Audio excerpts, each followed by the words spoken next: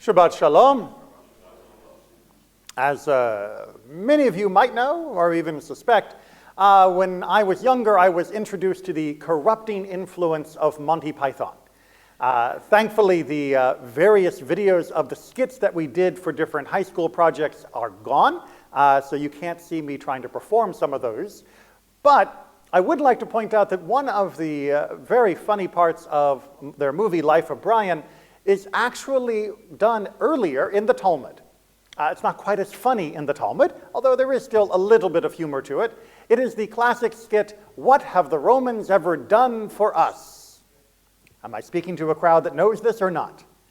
In the midst of Second Temple Jerusalem, at least as depicted in Life of Brian, a group of Jewish revolutionaries are ranting and raving about how horrible the Roman occupation is, and they come up with the line, "And what have the Romans ever done for us?" To which someone responds, "The aqueducts?"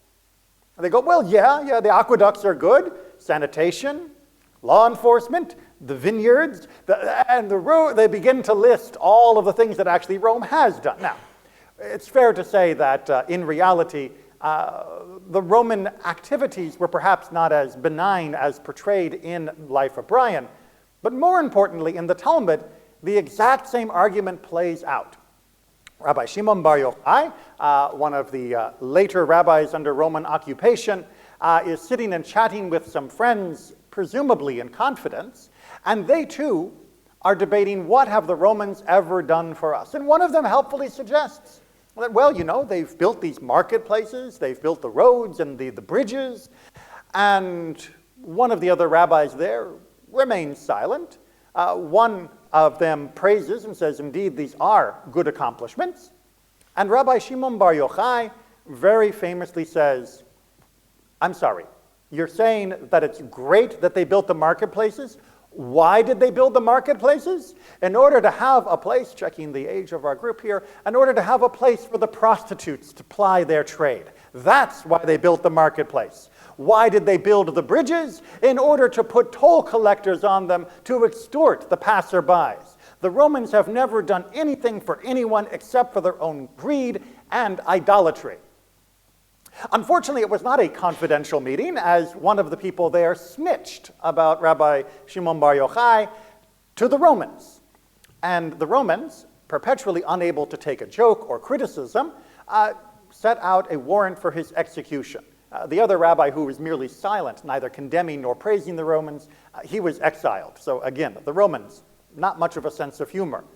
So Rabbi Shimon Bar Yochai, not wanting to sit around being murdered by the Romans, flees to a cave. And this is going to be his life for a number of years. He lives in the cave, he studies Torah, and that's it. You know, not a bad gig if you can get it. Being a hermit is not popular in Judaism, but if you're going to be executed should you show your face in public, it's not a terrible situation to be in. There is a problem while he is there with his son, which is when they finally hear that the decree has been lifted, that they are able to leave the cave. When they step out from the cave, they look upon the world. Now, these are people who have been immersed in Torah for years at this point, and everywhere they look, the world is set aflame with their gaze. Now, take this metaphorically or literally as you wish, but what the Talmud is trying to tell us is that as they came out, the purity of their passion was so great that when they saw people farming, they saw that as being the ultimate abandonment of God's world.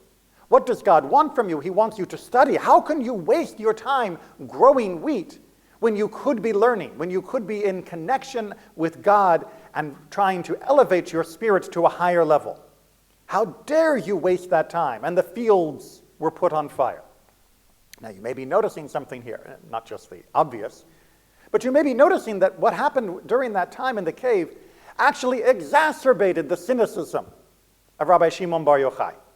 Remember, it was his cynicism. The Romans only built bridges to collect tolls. They only built the marketplaces for the prostitutes. It was looking at every element of the world in the worst possible light, that as they come out of the cave, they are now doing that not only for the Roman construction, but for the lives of their fellow Jews, who did not have the good fortune of being able to live in this secluded cave existence. And so what does God do? God tells them to go back in the cave. Get back. Sorry, you guys have learned the wrong lesson. You are not ready to be part of my world again. How dare you do this to my world? Back in the cave. They go back in the cave for a little bit longer. They come back out again. And this time, although still full of the passion, when they see a humble Jewish farmer preparing for Shabbat, they recognize that actually the deeds of this world matter.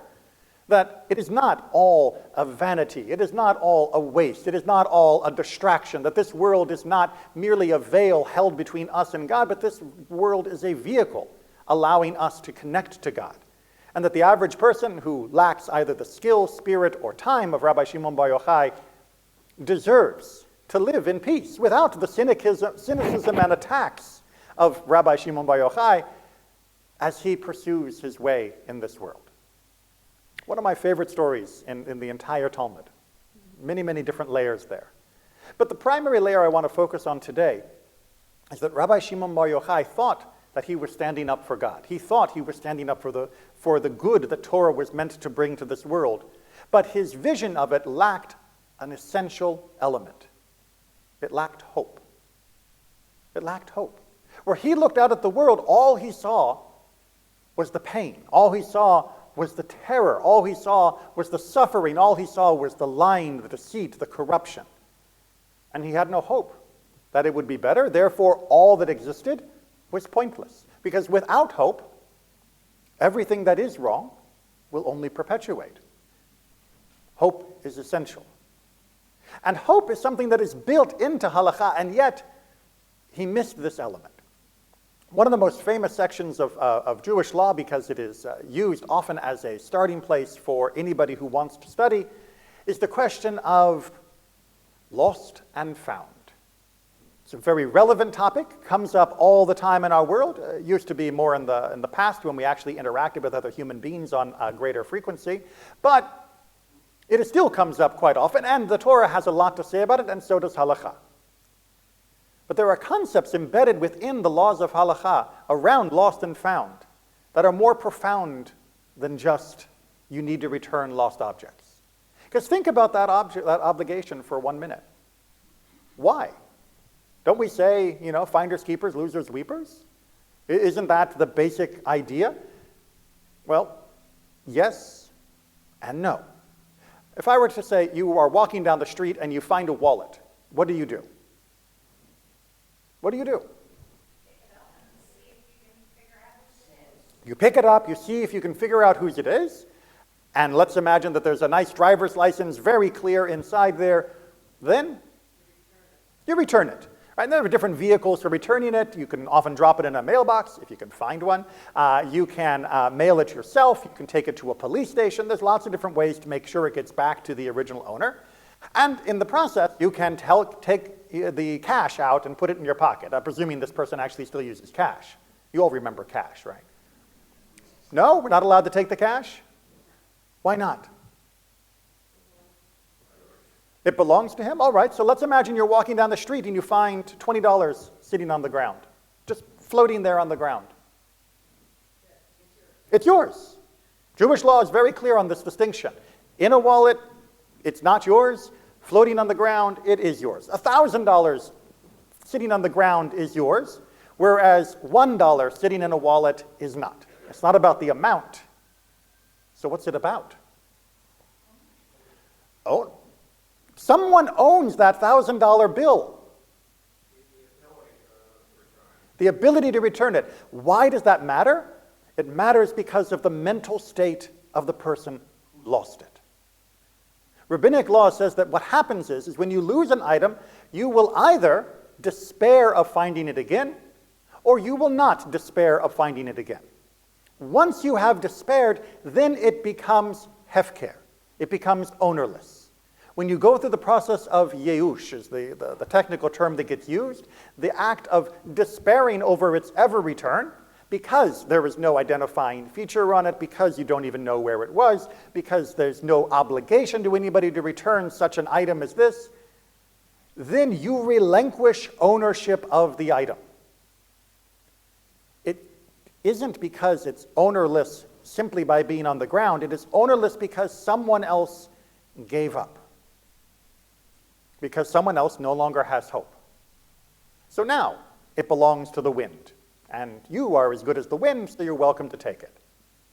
But the item that has the address in it, or even without the address, still a wallet that is identifiable, something that a person could say, it was a black leather wallet, I lost it on Moss Road, etc., etc.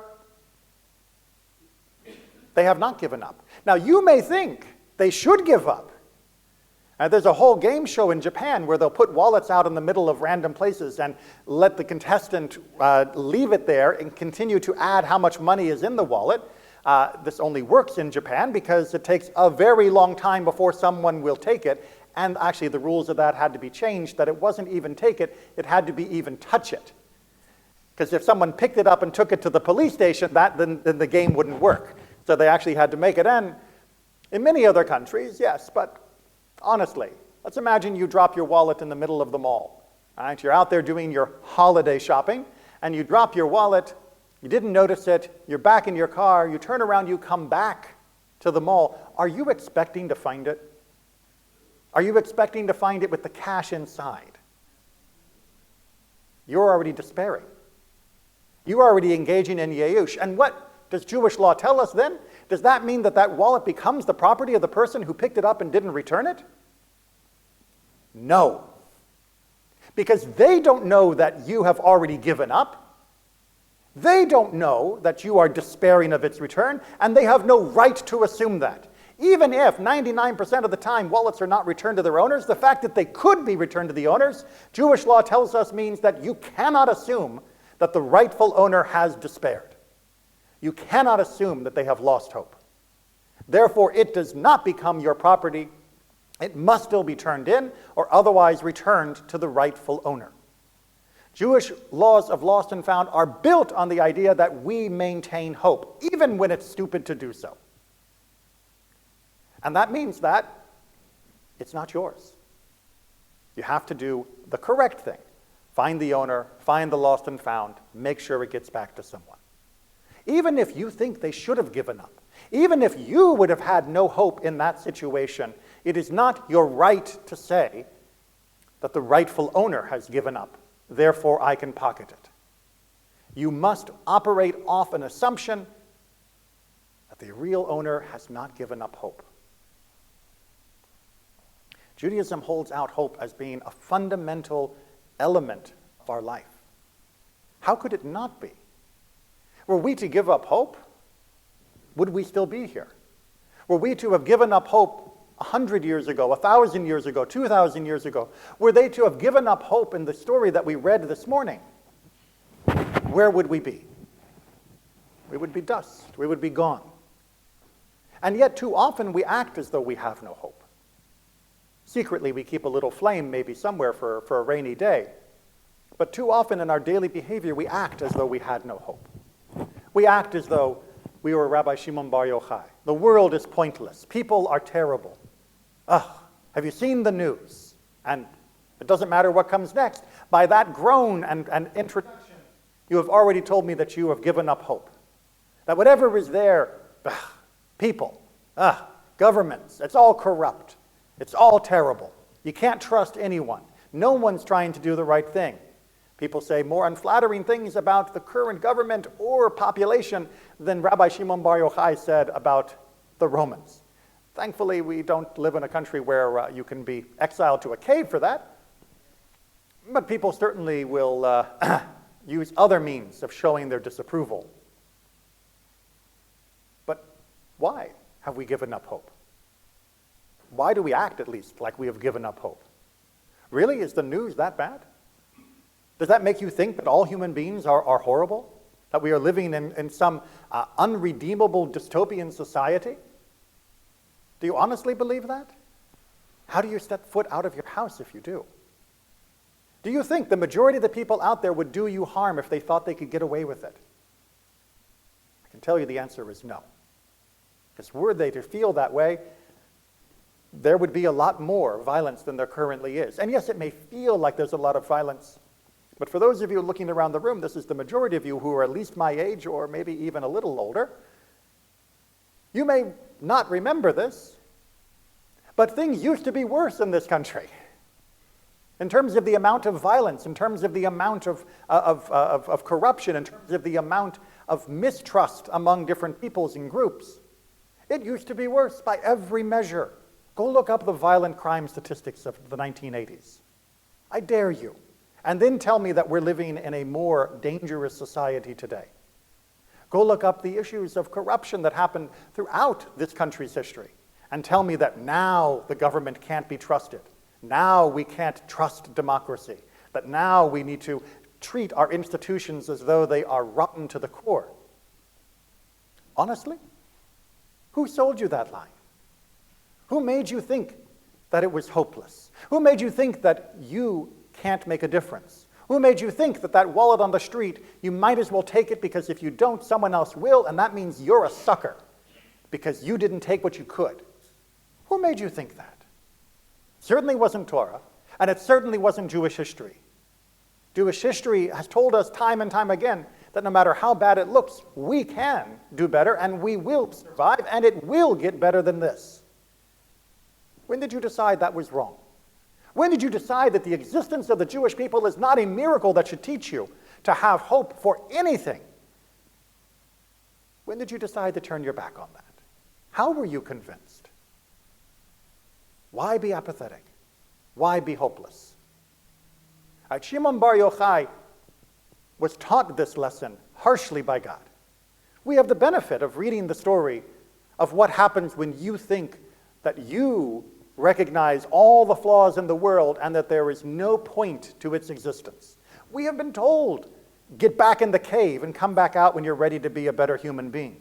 We have been told that the average person is just trying to get through life and trying to add a little joy and a little holiness and a little something for themselves. And that is exactly what God wants them to do.